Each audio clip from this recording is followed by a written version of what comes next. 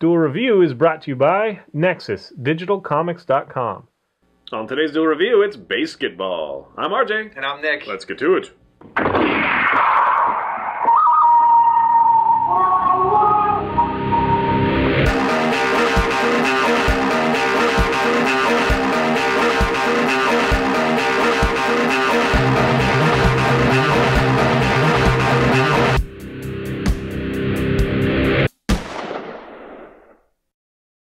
Hey guys, welcome to Friday the 30th of November. We are doing BASEketball. That's right. Let it be known that Nick and I don't really like sports. I like hockey a little bit, and basketball a little bit. But I really like the movie BASEketball. And, yeah, I think that the people that made this movie also have kind of a, something to say about sports. But who knows? I don't know, whatever.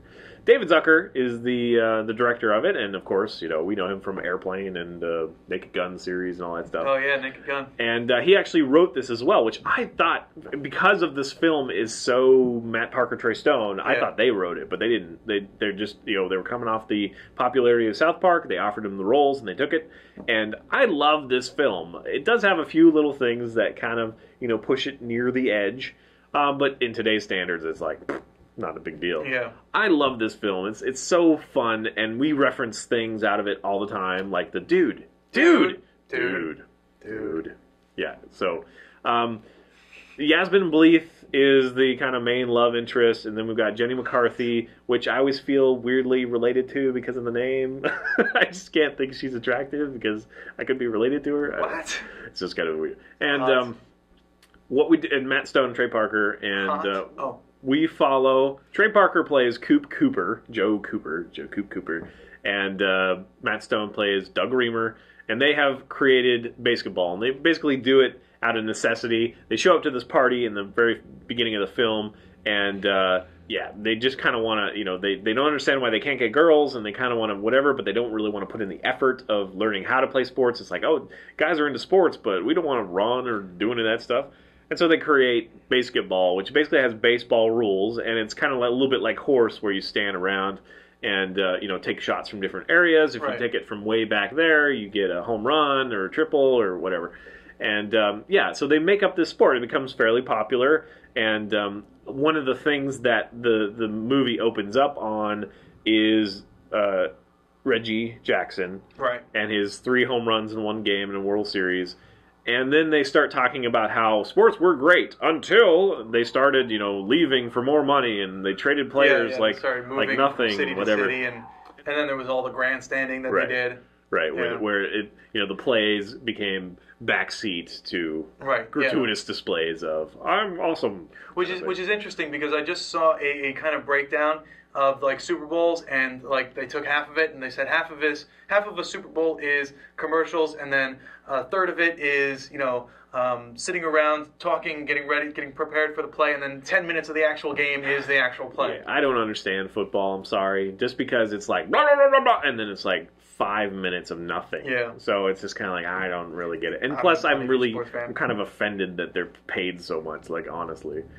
Anyway, so a guy named Ted Denslow saw potential in BASEketball, this new sport. And, it was really a sport about, anybody can play this, anybody can be a star, and that sort of thing. And so he puts his money, he's very wealthy, he puts his money into BASEketball, and it becomes this big thing, kind of like overnight. And we see kind of the aftermath of that. They've been on top for a while, or they've been popular for a couple of years. Coop Cooper and Doug Reamer are they're stars in the sport, but they've never actually won a championship yet. Right. So they're looking to do that, and of course another one of the owners wants to kind of take that team and like merchandise the hell out of it and bring all the stuff that ruined the actual sports before back into the game, right?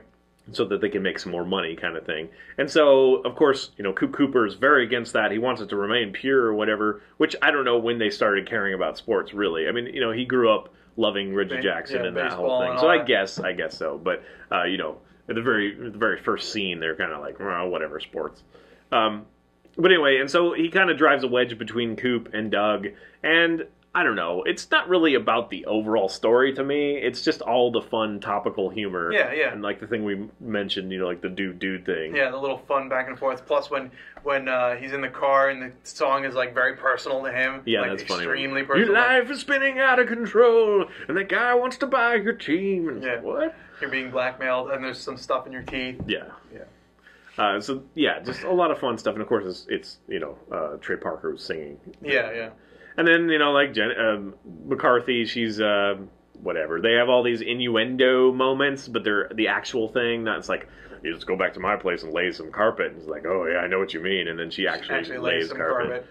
And then there's another story, with the Yasmin Bleeth character. She's like this, she helps run the Last Wish Foundation or whatever thing. I think they call it something else, but it's the Last Wishes. But anyway, so there's this kid, he's dying, and he wants Coop to, do 3 home runs just like Reggie Jackson. Or it's 1 home run, and then it grows because Doug is like, oh, sure, Coop could do that. No problem, he can do that in the city. He could probably do 2 if he wants to. He's like, really, can you do 2? It's like, yeah, shit, he could do 3. And it's like, what? 3? Like, stop it. Yeah.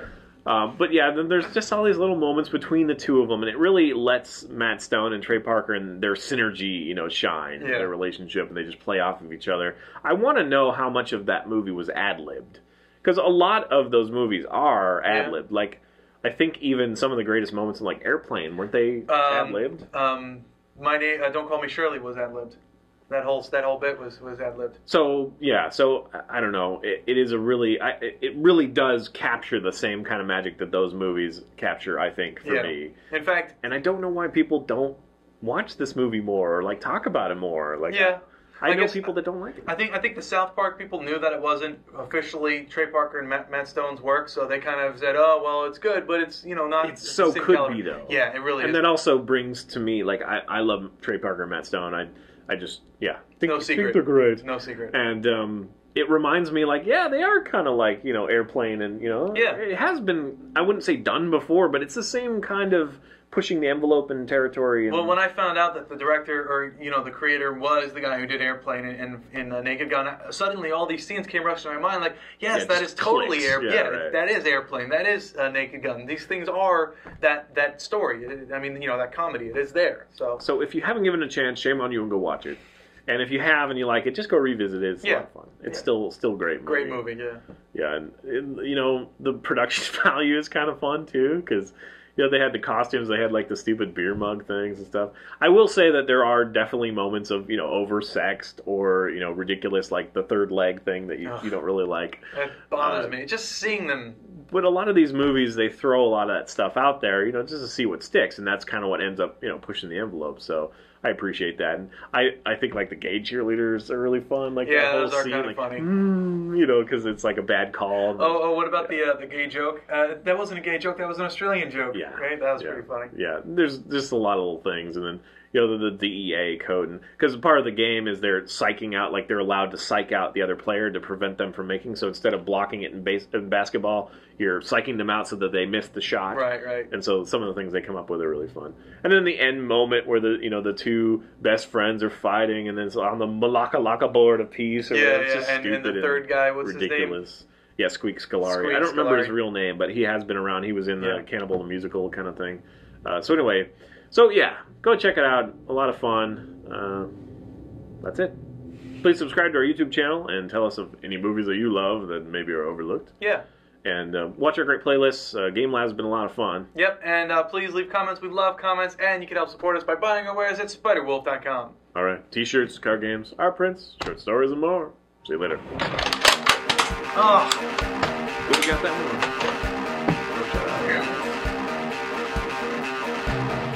one. Next Monday, it's Deadpool. Why did Ice-T name himself Ice-T? I don't know. Iced tea. Oh yes, I'll have a tall glass of iced tea. Because he's refreshing? Yeah. No, actually. Maybe that's why he did it. Dude, I'm so fresh, I'm refreshed. I'm iced tea, yo. Unsweet bitch. Unsweetened. That's how I like it. He likes it. Probably not at all. But if he does drink it, it would be I like tea. Lots of sweet. Clearly I like tea, but I do... Yeah, but what tea? That's the Lipton, is it the Lipton? Yeah, it's the Lipton. Regular. Oh, okay. How much honey or sugar is in that? I put a lot of sugar in. I put a lot of sugar in everything. He has like a quart of sugar, and it's like been gone a couple times since we moved here, which has been like less than a month, or no, a couple months, but still. Jeez. A lot of sugar. But I drink a lot of tea too. I drink 2 or 3 cups. That's only because we can't afford soda right now. No, because I do drink, well, no, if there's soda and I have the Or energy drinks. You haven't had one of those in a long time. I haven't had an energy drink in forever. We're poor. Please buy a shirt. Yeah, tell Revision 3 to check us out and tell them to hire us so that we can get paid to do this and I can buy energy drinks. Support the Knicks Energy Drink Fund. Nah, I don't know, man. I'm conflicted because I don't want to support the Knicks Energy Drink Fund. Why not? Because it's gonna kill you. It will. That's only happened. I'll make sure that your tombstone is a Monster can. That'd be awesome. But there's only been 4 recorded deaths due to energy drinks. This week. No, I don't know about this week. Well, yeah, but it doesn't, oh, died by monster drink. It's like died by heart attack, died by stroke, died by hard arteries, you know. And only 4 of them they can positively relate to. Most people don't get an autopsy when somebody dies, you know, natural causes. But if they did, they'd be like, his blood is green. Over-caffeinated. What's going on? I do know people who put it in like the vodka, so like, you know, like a... What, like Red Bull? Yeah, the 2-hour power shot in with vodka or whatever. I'm not privy to Crazy Land. I don't know what you're talking about. Crazy Land! Well, that's what I do. I used to bartend. So that's kind of funny. Back with a trailer hitch that's... Suck the chrome off my balls? I don't think that's an innuendo. No, I don't know what that is. Suck the chrome off my... you can... Really? I've never heard of that. Suck the chrome off my hitch or whatever? Yeah, that's I've never heard of that. That must be... Oh, that's it. She could suck the chrome off of a trailer hitch. That's the thing. Never heard of that. Yeah. I'm not disgusting, I guess. Well, clearly. Happy day. Happy day. Happy day.